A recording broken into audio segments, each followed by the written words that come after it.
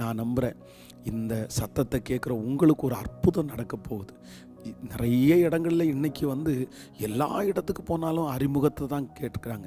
எங்கேருந்து வந்தீங்க? இந்த மாதிரி அறிமுகம் இல்லாத இடங்களில் நிறைய இடத்துல கர்த்தருடைய பிள்ளைகளுக்கு வாய்ப்புகள் திறக்கிறதே இல்லை. அவருடைய தயவு உங்கள் மேலே இருக்கும். இதற்கு மேலே நிறைய இடங்களில் உங்களுக்கு அறிமுகமே இருக்காது, ஆனால் அந்த இடத்துல ஒரு வாசல் உங்களுக்கு திறக்கும். அவங்களுக்கு உங்களை தெரியவே தெரியாது, ஆனால் உங்களை நம்புவாங்க. அது ஆண்டவர் உங்களோடு கூட இருக்கிறதுனால் அந்த காரியம் நிச்சயமாய் நடக்கும். ஆமேன். ஆண்டவருடைய பிள்ளைகளை இன்றைக்கு ஒரு மிக முக்கியமான ஒரு ஞானத்திற்காக நம்ம ஜெபிக்க போகிறோம். Silent killers. இப்போது நம்ம இன்னொரு ஆட்களை கேள்விப்பட்டிருப்போம். அப்படின்னா யார் அப்படின்னா, பேசியே நம்மளை கொல்லுவாங்க அப்படின்னு நம்ம கேள்விப்பட்டிருப்போம். அந்த தெளிலால் நச்சு நச்சு நச்சு சொல்ல மாட்டியா அப்படியே பேசி ரொம்ப ட்ரிகர் பண்ணி கடைசியில் இருதயத்தில் இருக்கிறது எல்லாத்தையுமே அவன் ஓப்பன் பண்ணுறான். இது ஒரு டீம். அவங்க பேசியே நம்மளை கொல்றவங்க. நம்ம நிறைய பேர் இதை அனுபவிச்சிருக்கிறோம், நிறைய பேர் பார்த்துருப்போம். நிறைய பேர் இதை பார்த்துட்டு ஒதுங்கிடுவாங்க. ஐயோ இவங்கெல்லாம் ரொம்ப பேசி இது பண்ணுவாங்க, நம்மளை கஷ்டப்படுத்திடுவாங்க, நம்ம இவங்க பேச்சுக்கே போகக்கூடாது அப்படின்னு ஞானமாக இருப்பாங்க. ஆனால் நம்ம நிறைய பேர் மாட்டுறது எங்கே மாட்டோம்னா, இந்த சைலண்ட் கில்லர்ஸ் இவங்கள் மேலே நிறைய பேர் மாட்டுவாங்க. ஒரு வெற்றி உள்ள தலைவன் கூட எப்படி இருப்பாங்கன்னா, தலைவர்கள் எல்லாம் ஒரு பெரிய சாதிக்கிற தலைவர்கள் எல்லாம் பார்த்தீங்கன்னா, அவங்கள்ட்ட இருக்கிற கேரக்டர்லேயே பெஸ்ட் கேரக்டர் என்னென்னா அமைதி. அவங்க அவ்வளோ சீக்கிரமாக பேச மாட்டாங்க, அவ்வளோ சீக்கிரமாக பழக மாட்டாங்க.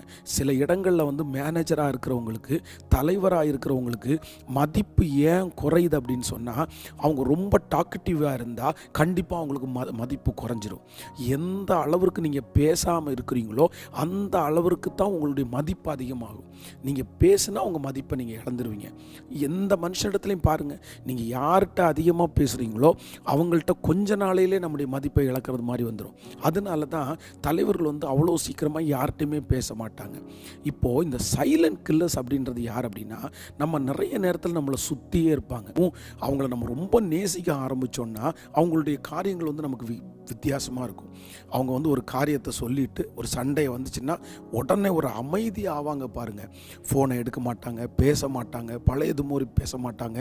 இதனால நிறைய பேர் அஃபண்ட் ஆகுறாங்க. ஐயோ அமைதியாக இருக்கிறாங்க, அவங்க பேசலையே, அவங்க திரும்பி ஃபோன் அடிக்கிறது, திரும்ப தொந்தரவு பண்ணுறது.